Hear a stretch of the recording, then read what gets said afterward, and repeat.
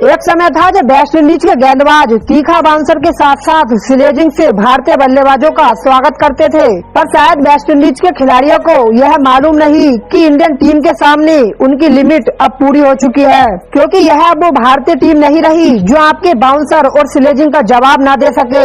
यह नया इंडिया है जो घर में घुसकर मारता है, और यकीन नहीं तो पाकिस्तान से जाकर पूछ लीजिए। पर शायद केसरी विलियम को यह मालूम नहीं था और उन्होंने भारतीय टीम के साथ नोक-झोंक कर दी, और वो भी विराट कोहली से, जो क्रिकेट के मैदान पर की गई बदसुल्की का जवाब उसी के अंदाज में देना पसंद करते हैं।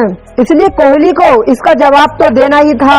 तो चलिए जानते हैं किस तरह किंग कोहली ने ईंट का जवाब न सिर्फ पत्थर से दिया बल्कि उन्हें सबके सामने बर्बाद कर दिया।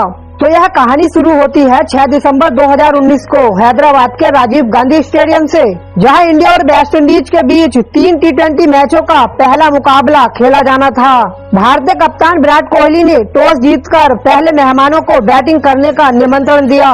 पहले बैटिंग का न्योता पाकर वेस्ट इंडीज की सलामी जोड़ी मैदान में उतरी और पहले ही ओवर में एवन लुइस ने वाशिंगटन सुंदर को चौका और स्क्वायर लेग पर छक्का जड़ अपने हावी इरादे साफ कर दिए। पर दूसरे ओवर में दीपक चाहर ने सिमंस को स्लिप में रोहित के हाथों कैच करा भारत को अर्ली ब्रेक थ्रू दिलवाया। इसके बाद लुइस ने ब्रेंडन किंग के साथ मिलकर पारी को आगे बढ़ाया, और जब दोनों ने मिलकर पारी के चौथे ओवर में दीपक चाहर के खिलाफ 19 रन बटोरे तो वेस्ट इंडीज का स्कोर भी तेजी से बढ़ने लगा। ये साझेदारी रफ्तार पकड़ती हुई दिखाई दे रही थी, क्योंकि दोनों बल्लेबाजों के बीच 26 बॉल में 51 रन की पार्टनरशिप हो चुकी थी। तभी विराट कोहली विकेट की तलाश में छठे ओवर में सुंदर को लेकर आए, पर लुइस ने उनकी दूसरी ही बॉल पर छक्का जड़ दिया, लेकिन सुंदर ने शानदार वापसी करते हुए अगली बॉल पर लुइस को एलबीडब्ल्यू कर खतरनाक दिख रही इस पार्टनरशिप को भी तोड़ दिया। वेस्ट इंडीज ने पावर प्ले की समाप्ति पर अपने दोनों ओपनर्स गवाए जरूर, पर 66 रन भी स्कोर बोर्ड पर लगा दिए थे।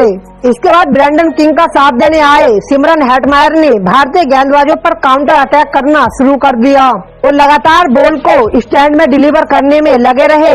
इसी दौरान 11वें ओवर में जडेजा ने किंग को चकमा दे दिया और पंत ने उनकी गिल्लियां उड़ा दी। और अब पिच पर आए कप्तान कायरन पोलार्ड, जिन्होंने आते ही सिमरन के साथ मिलकर न सिर्फ कैरेबियन मोमेंटम को रिवाइव किया बल्कि तेजी से बाउंड्री लगाते हुए इनिंग को फिनिश करने लगे। और देखते ही देखते हेटमायर ने छक्का जड़ अपनी हाफ सेंचुरी भी पूरी कर ली। इंडिया के लिए इस पार्टनरशिप को तोड़ना बहुत जरूरी हो गया था, और जब 17वें ओवर में पोलार्ड को आउट करने का चांस बना तो बॉल रोहित के हाथ से छिटककर बाउंड्री के पार चली गई। पोलार्ड ने भी इस जीवन दान का फायदा उठाया और अगली बॉल पर एक लंबा छक्का जड़ दिया। भारत के लिए राहत लेकर आया चहल के स्पेल का चौथा और पारी का 18वां ओवर। चहल ने पहले तो ओवर की पहली ही बॉल पर हेटमायर को रोहित के हाथों कैच कराया और फिर तीसरी बॉल पर पोलार्ड को भी क्लीन बोल्ड कर कैरेबियन टीम को बैक टू बैक 2 बड़े झटके दिए। पर इसके बाद होल्डर ने हार्ड हिटिंग शॉट लगाते हुए पारी को अच्छे से फिनिश किया और अपनी टीम को 207 रन तक पहुंचा दिया। अगर भारतीय टीम को यह मैच जीतना था तो 120 बॉल में 208 रन बनाने थे, जो वेस्ट इंडीज की क्वालिटी बॉलिंग के सामने एक मुश्किल काम था। भारतीय पारी की शुरुआत करने उतरे रोहित शर्मा और केएल राहुल, जबकि वेस्ट इंडीज की पारी का पहला ओवर लेकर आए शेल्डन कोटरेल, जिन्होंने सटीक लाइन और लेंथ पर गेंदबाजी करते हुए सिर्फ 4 ही रन दिए। पर अगले ओवर में राहुल ने अपने हाथ खोलते हुए बाउंड्री लगाना शुरू कर दिया। इधर रोहित भी अपने आप को सेट करने की कोशिश कर ही रहे थे कि तभी चौथा ओवर लेकर आए खारी पियर ने रोहित को हेटमायर के हाथों कैच करा भारत को पहला झटका दिया। और अब मैदान में आए किंग कोहली। राहुल और कोहली ने मिलकर भारतीय पारी को आगे बढ़ाने की जिम्मेदारी संभाली। पहले तो दोनों बल्लेबाजों ने एक पार्टनरशिप बिल्ड की और फिर जैसे ही बैट का बॉल से मैचअप होना शुरू हुआ वैसे ही दोनों छोरों से तेजी से रन बरसने लगे। दोनों बल्लेबाज बड़ी आसानी से बॉल को स्टैंड में डिलीवर कर रहे थे और देखते ही देखते राहुल ने सिंगल लेकर अपना 50वां भी पूरा कर लिया। और फिर हुआ वो इंसिडेंट जो हमने आपको शुरू में ही बताया था। दरअसल हुआ ये कि 13वें ओवर की सेकंड लास्ट बॉल पर कोहली सिंगल ले रहे थे तो विलियम्स उनके रास्ते में आ गए। उनकी इस बात से कोहली बहुत ज्यादा नाराज हो गए और उन्होंने उनकी एम्पायर से शिकायत की, पर एम्पायर ने कोहली को समझाकर शांत कर दिया। लेकिन उनके सीने में जो आग लगी हुई थी वो शांत नहीं हुई और उन्होंने विलियम्स से बदला लेने की ठान ली। इधर 14वें ओवर में जब राहुल ने छक्का जड़ा तो दोनों बल्लेबाजों के बीच शतकीय साझेदारी भी पूरी हो गई। पर अगली बॉल को भी बड़ा शॉट लगाने के प्रयास में राहुल कैच आउट हो गए और उनकी 62 रन की पारी यहां पर समाप्त हो गई।